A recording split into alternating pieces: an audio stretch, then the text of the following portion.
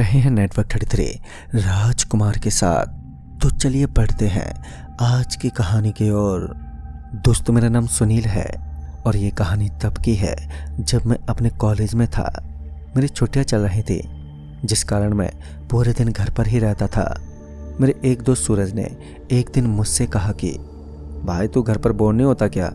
चलना कहीं पर घूम कर आते हैं। घर में पड़े पड़े मेरी तो हालत ही खराब हो चली थी। मुझे भी कहीं सफ़र पर गए काफ़ी महीने गुजर चुके थे, जिस पर मैंने तुरंत उससे कहा, हाँ भाई ठीक है, चलते हैं, कहीं का प्लान बना तो। और फिर उसने मुझे एक दिन बाद कॉल करके बताया कि भाई एक काम करते हैं, रामगढ़ चलते हैं और वहाँ पर बहुत सारी घूमने लायक जगह हैं जहाँ हम घूमेंगे और 2-3 दिनों में घूमकर वापस भी आ जाएंगे। ये सुनकर मैं बहुत ही खुश हुआ, क्योंकि रामगढ़ में मेरे मौसी का भी घर है और मैं अपने जीवन में कभी रामगढ़ नहीं गया था। बस सुना है अपनी मौसी से कि वो बहुत ही अच्छी जगह है घूमने की। फिर क्या, मैं मान गया। पर मुझे क्या पता था कि यह बस की सफ़र मेरे लिए मौत के सफ़र जैसा होने वाला था।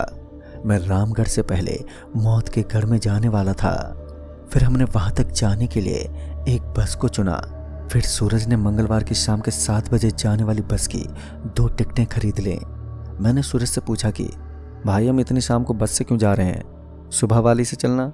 जिस पर उसने बताया कि भाई, रात को बस एक जगह से गुजरती है जहाँ से लोग जब भी गुजरते हैं ना तो उन्हें भटकती रुएं दिखती हैं रास्ते में।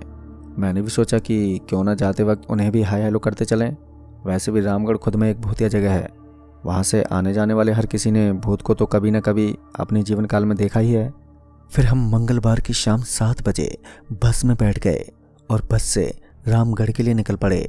मैंने एक लंबे अरसे से बस का सफ़र नहीं किया था, जिस कारण मैं खिड़की से चिपक कर बैठ गया और बस सब चीज़ों को पीछे छोड़ते हुए आगे बढ़ने लगी।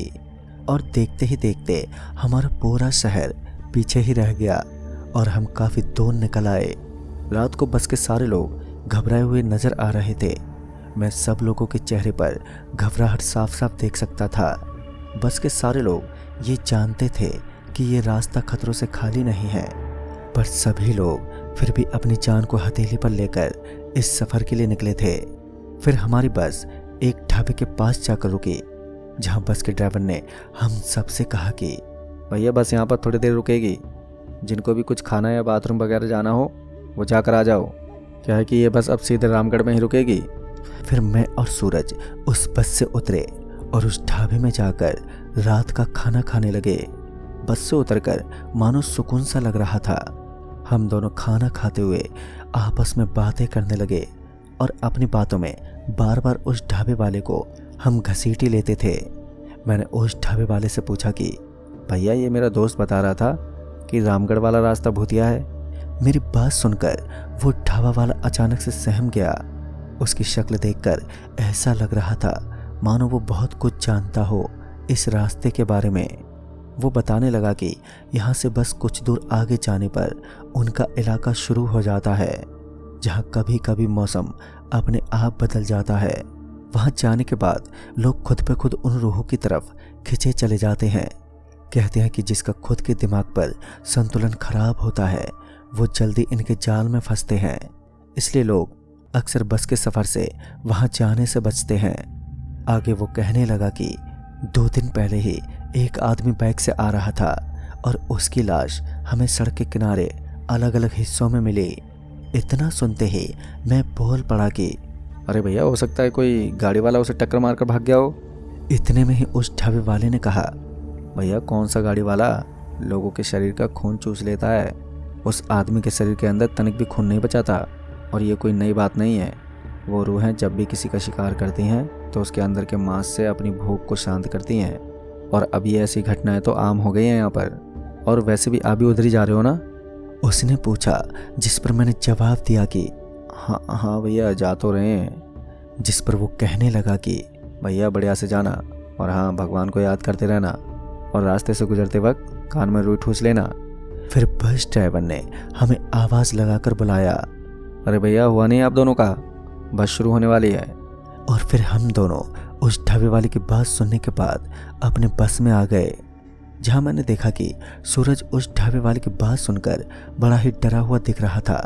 जिस पर मैंने पूछा, क्या हुआ भाई, रात को बस में चढ़ने का आइडिया तो तेरा ही था ना, फिर क्यों डर रहा है? जिस पर सूरज कहने लगा कि भाई मुझे इस ढाबे वाले की बात सुनकर खुद के साथ हुए भूतिया हादसे याद आने लगे हैं, जहाँ बचपन में मैंने एक भूत को देखा था जो कि लोगों को मारकर उसके मांस को खाया करता था। एक बार तो मैंने खुद उसे एक इंसान की हड्डियां खाते हुए देखा था, और फिर कुछ गांव वाले मिलकर एक तांत्रिक की मदद से इस भूत से खुद की जान छुड़ा पाए थे। मैं आज तक उन यादों को अपने दिमाग से नहीं निकाल पा रहा हूँ। मैंने सूरज से कहा कि तू ज़्यादा सोच मत और सो जा, सुबह होते ही मैं तुझे जगा दूंगा। अब हमारी बस एक सुनसान सी सड़क पर आ गई। मैंने खिड़की खोल रखी थी जहाँ से ठंडी ठंडी हवाएं अंदर आ रही थी। पूरे बस में सिर्फ मैं ही था जो बाहर की चीज़ों को देख रहा था। बाकी के सारे लोग लगभग सो चुके थे। मुझे नहीं पता था कि मैं क्या देख रहा था, बस हवाओं में कुछ अलग सा ही सम्मोहन था। फिर अचानक से बस रुक गई। बस में बैठे सारे लोग सामने के सीट से टकराकर उठे। सब नींद से जागते हुए कहने लगे कि अरे ड्राइवर साहब, आपने बस को इस तरह क्यों रोक दिया? जिस पर बस ड्राइवर की ओर से हमें कुछ भी जवाब नहीं मिला। जिस पर हम सब ने फिर से आवाज़ दी, पर अचानक से बस के कंडक्टर ने नोटिस किया कि ड्राइवर के मुंह से खून आ रहा है और उसकी मौत हो चुकी है। जब बस कंडक्टर ने ये देखा तो वो चीखने लगा, जिससे हम सब घबराकर उससे पूछने लगे कि आखिर क्या हुआ। फिर बस कंडक्टर ने हमें सारी बात घबराते हुए बताई। इस बात से मानो पूरे बस के लोगों में हलचल सी मचने लगी। सभी को लगने लगा कि हो ना हो ये काम इस श्रापित रास्ते का है। फिर बस के सारे लोग उस बस कंडक्टर से बस को स्टार्ट करने को कहा, पर बस स्टार्ट कहाँ होने वाली थी। बस में कुछ लोग ऐसे भी थे जिन्हें लगता था कि शायद से ड्राइवर की मौत किसी बीमारी से हुई है, और 2-4 लोग बस से उतरकर इधर उधर टहलने लगे। हालांकि कई लोग उन्हें मना कर रहे थे, पर उन लोगों ने किसी की एक ना सुनी। अब देखते ही देखते 1 घंटा बीत गया। मुझे अब बस में पड़े पड़े घुटन और उल्टी जैसा लगने लगा। फिर मैंने सूरज से कहा कि भाई चलना, बस के ऊपर चलते हैं, ऊपर से नज़ारा बड़ा खूबसूरत दिखेगा। वैसे भी आज अमावस्या है, तो आज आसमान में हमें बहुत सारे तारे देखने को मिलेंगे। मेरी ये बात सुनकर सूरज कहने लगा, कोई ज़रूरत नहीं है जाने की, याद है उस ढाबे वाले ने क्या कहा था? जिस पर मैं कहने लगा, भाई ये सब फालतू की बातें हैं, भूत प्रेत जैसा कुछ नहीं होता। जिसके बाद मैं सूरज को जबरदस्ती बस से बाहर ले आया था। अभी रात के 1 बज चुके थे और यहाँ सड़कों पर लाइट लगे रहने के कारण अभी उस रास्ते पर केवल मैं और सूरज ही थे। मैं सूरज के साथ इधर उधर घूम ही रहा था कि तभी अचानक से मुझे कुछ अजीब महसूस हुआ। ऐसा लगा मानो कोई मेरे एकदम करीब से गुजरा हो और मुझे वो अपनी ओर खींच रहा हो। मैंने नोटिस किया कि बस से उतरने वाले कुछ लोग वहाँ से गायब थे। फिर सूरज ने कहा कि चल अब जब बाहर ही आ गए हैं तो थोड़ा आगे से घूम कर आते हैं। जहाँ मैंने फिर बिना कुछ सोचे समझे उसके साथ चल दिया। उसने कहा कि पता है यहाँ से थोड़ी दूर में एक दुकान है, चल कुछ लेकर आते हैं। सूरज की ये बात सुनकर मैं सोच में पड़ गया कि इतनी रात को दुकान, वो भी इस जगह पर। फिर मैंने ज़्यादा सोचा नहीं और उसके पीछे पीछे चल पड़ा। मैं जब सूरज के बताए रास्ते पर जा रहा था तो मुझे वो रास्ता भीगा हुआ लग रहा था। ऐसा लग रहा था मानो अभी कुछ समय पहले ही बारिश हुई हो, क्योंकि अचानक से हमारे आसपास ओस की एक मोटी चादर छा गई और इसी कारण हमारी बस मेरे आंखों से ओझल हो गई। फिर हम थोड़ी दूर गए जहाँ उसने कहा कि चल अब इधर चलते हैं। मैंने पूछा कि भाई उधर तो दुकान ही नहीं दिख रहा है और वैसे भी अब तक बस ठीक हो गई होगी, चल वापस चलते हैं ना। जहाँ फिर से मुझे ठीक वैसा ही महसूस हुआ जैसा कोई मुझे खींच रहा है, पर इस बार सूरज मुझसे अचानक से डरते हुए आवाज़ में कहने लगा, भाई मुझे ये तू कहाँ ले आया? उसकी इस बात को सुनकर मैं दंग रह गया। मैंने बोला कि तूने ही तो मुझे लेकर आया है यहाँ पर और अब ऐसी बातें कर रहा है। जहाँ उसने इस बात से साफ मना कर दिया और कहने लगा कि भाई मैं बस तेरे साथ उस बस से नीचे उतरा था, उसके बाद क्या हुआ मुझे याद नहीं आ रहा है। ये बात सुनकर मैं अचंभव में पड़ गया और फिर तभी मैंने जो देखा उसे देखकर तो मेरी रूह कांप गई। अब मैं जैसे वहां पर चमसा गया था। मुझे अब सूरज के पीछे बहुत सारे साए झूलते हुए दिखाई दे रहे थे, जिनके मुंह से खून के साथ साथ कुछ मांस भी साफ साफ दिख रहा था। मैं डर से सहम गया और मेरे पैर जैसे वहां जम से गए।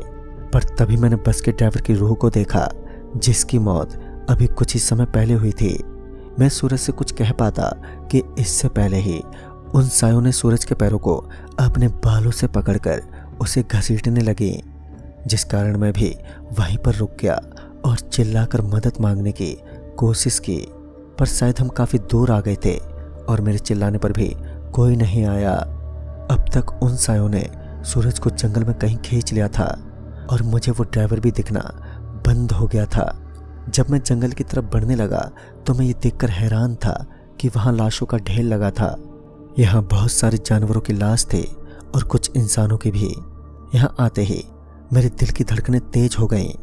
मैं डरते डरते आगे बढ़ा, जहाँ मैंने एक बहुत बड़े पेड़ को देखा, जिसे देखकर मैं बुरी तरह से सहम गया था। उस पेड़ का अपना ही एक दिल था जो कि समय समय पर धड़क रहा था। फिर मेरी नज़र सूरज पर पड़ी, जहाँ कोई बूढ़ी औरत उसे मारकर खाने ही वाली थी कि अचानक से उसके लॉकेट से कुछ रोशनी बाहर आने लगी, जिसे मैं दूर से देख रहा था। सूरज ने भी मुझे नोटिस कर लिया था और फिर अचानक से सूरज ने खुद को उस चुड़ैल की पकड़ से बचाकर मेरी तरफ भागने लगा, जहाँ फिर वो भागते हुए चिल्लाया कि जल्दी चल, और हम दोनों फिर बस की तरफ भागने लगे।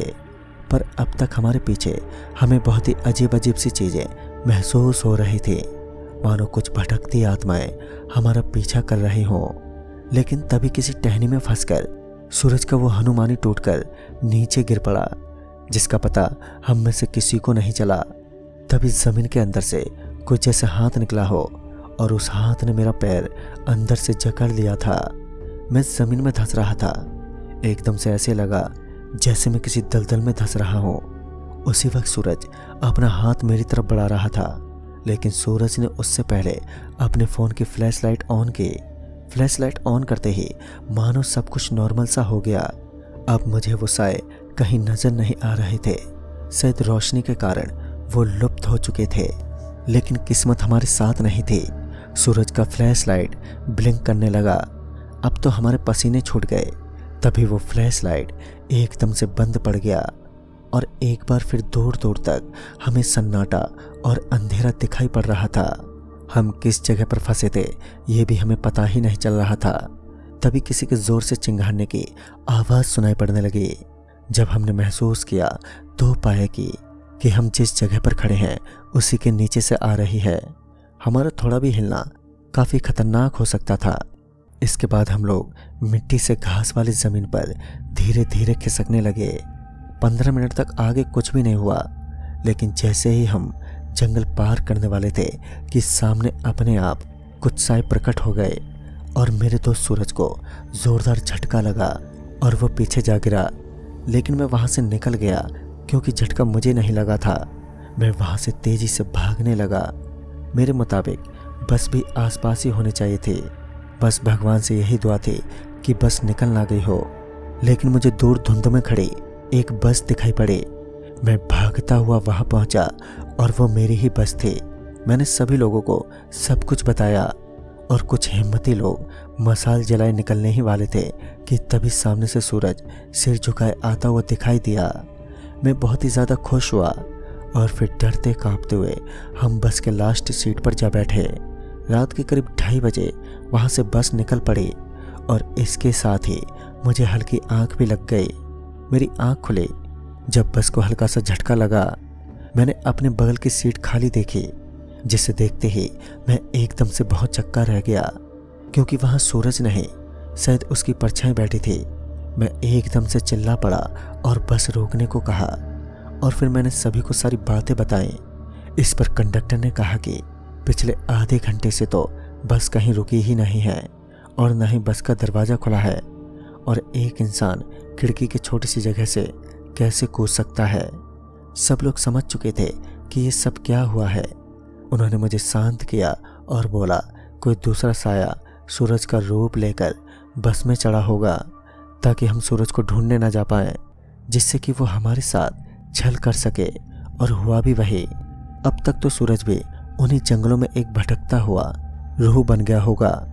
मेरी आंखों से आंसू निकल गए क्योंकि मैंने अपने दोस्त को खो दिया था। ये जो कुछ हुआ था वो बहुत ही डरावना अनुभव था। एक हफ्ते बाद भी जब मैं लौट रहा था तब मुझे रामगढ़ के उस जंगल वाले रास्ते पर ऐसा लग रहा था जैसे कोई परछाई हमारे साथ साथ भाग रही हो। कहीं वो परछाई सूरज की तो नहीं थी, क्योंकि आज भी कभी कभार वो मुझे सपने में दिखाई देता है और शायद उसे लगता है कि मैं उसे छोड़कर भाग आया। आज भी कभी बंद कमरे में मैं खुद के साय को देखता हूँ तो खौफ से जम जाता हूँ। इसलिए कहते हैं कि ना दिखने वाली चीज़ों से कभी मजाक नहीं करनी चाहिए, वरना इसका अंजाम बहुत ही घातक होता है। तो दोस्तों, इस कहानी में बस इतना ही। तब तक के लिए बाय एंड टेक केयर।